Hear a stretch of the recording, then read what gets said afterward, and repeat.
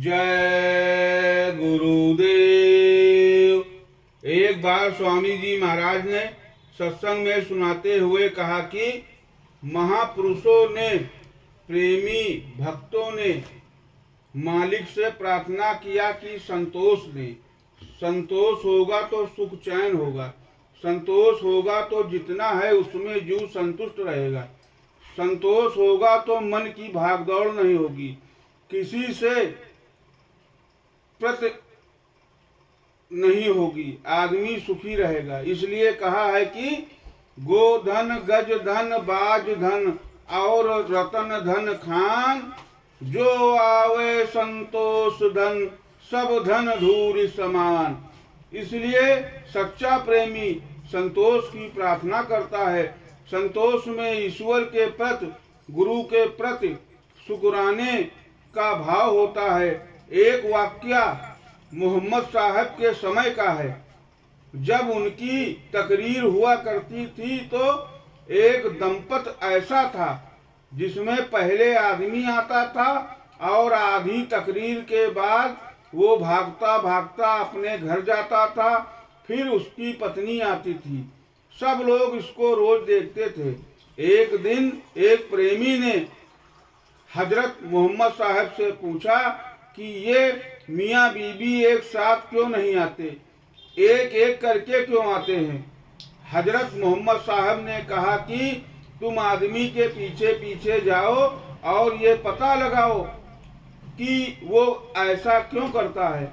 दूसरे दिन जब आदमी घर की तरफ भागने लगा तो प्रेमी ने उसका पीछा किया।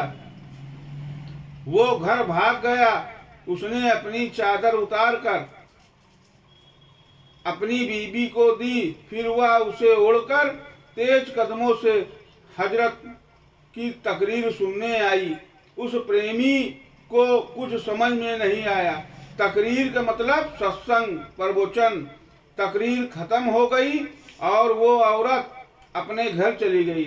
उसके पीछे यह प्रेमी भी उसके घर पहुंचा। उसने उस आदमी से पूछा कि तुम लोग ऐसा क्यों करते हो, दोनों साथ क्यों नहीं आते। उसने जवाब दिया कि हमारे पास एक ही चादर है, इसलिए पहले मैं उसे ओढ़कर जाता हूँ, आधी तकरीर सुनने के बाद मैं भागकर घर जाता हूँ और मेरी बीबी उसे ओढ़कर जाती है। यह सुनकर उस प्रेमी की आंखें भर आई और वह बोला कि मैं तुम्हें एक चादर ला कर दूंगा, तुम दोनों साथ आया करना। आदमी बोला कि खुदा का लाख लाख शुक्र है कि मुझे उसने एक चादर बख्शी, अगर यह न देता तो हम कैसे हजरत साहब की तकरीर सुन पाते। हम खुश हैं, खुदा हम पर मेहरबान है।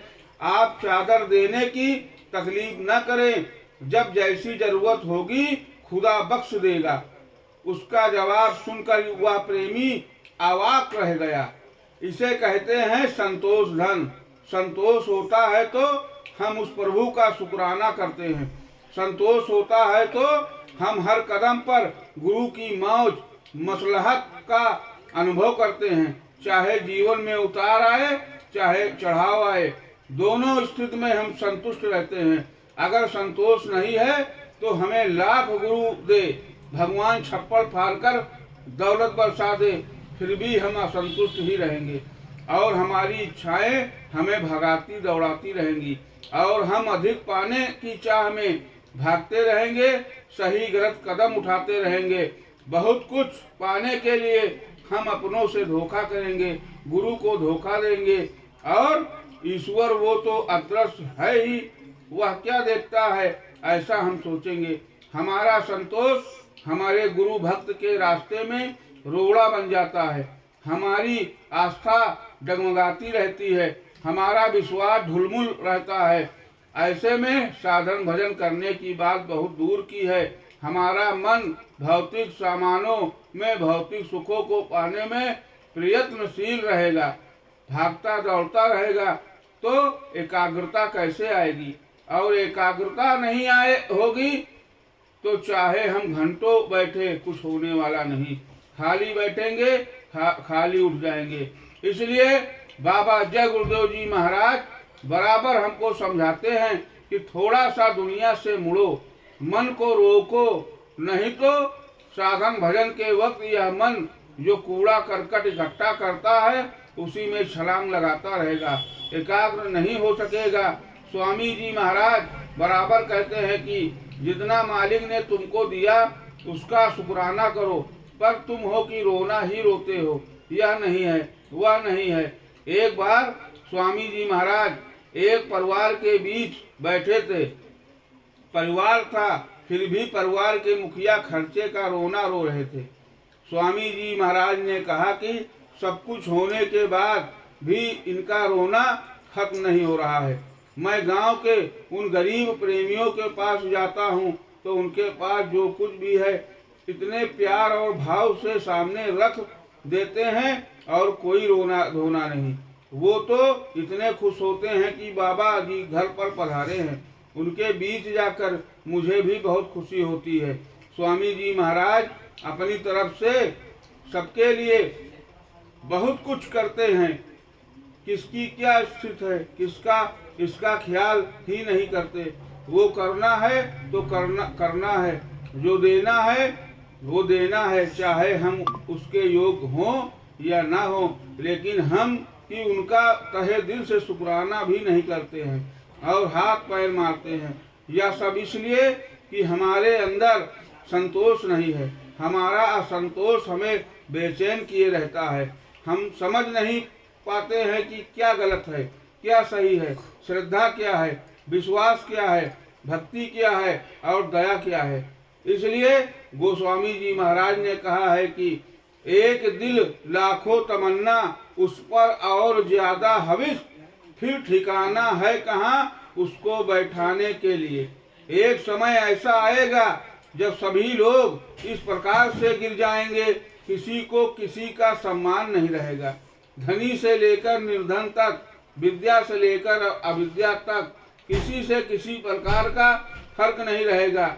मैं विद्यावान हूँ, मैं विद्वान हूँ, मैं धनवान हूँ, मैं निर्मल हूँ, मैं निर्बल हूँ, बड़ा हूँ, मैं क्षत्रिय हूँ, मैं ब्राह्मण हूँ, मैं वैद्य हूँ, मैं पंडित हूँ, मैं ज्योतिषी हूँ आदि सभी भावनाएं जब इन सभी मनुष्यों की खंडित हो जाएं और सब मनुष्य अपनी भावना से परास्त हो जाएं, तब सच्ची शक्तियों का फिराना होता है।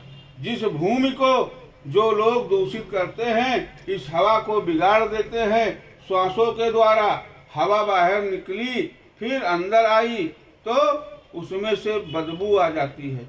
देखने के द्वारा आंखों में भी बदबू, सुनने में भी बदबू, कानों में भी बदबू आ गई, फिर छाया में भी बदबू आ जाए तो यहाँ की भूमि बर्दाश्त नहीं कर सकती। यह इस भूमि का असर है। यह भूमि उथल पुथल करेगी और संघर्ष हो जाएगा।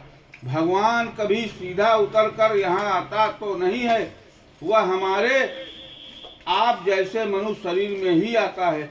लेकिन यह ईश्वरीय शक्ति होती है जिससे हम संत महात्मा कहते हैं, ऋषि मुनि योगी कहते हैं, जो उसके पास आते हैं, उसके बताए रास्ते पर चलते हैं, आध्यात्मिक साधना करते हैं, अंतर में उसका जलवा देखते हैं। वो विवेकी आपके संत कहावे। कबीर साहब ने कहा, साधो सो सदगुरु मोहि भावे, पर्दा दूर करे आखिर का, निज दर्शन दिखलावे। ये है महापुरुषों की सिफत, उनकी बड़ाई, उनकी समृद्धता। जिन्होंने उनकी शक्ति का अनुभव किया है, उन्होंने कहा है कि गुरु का गुणानुवाद करने के लिए शब्द ही नहीं है।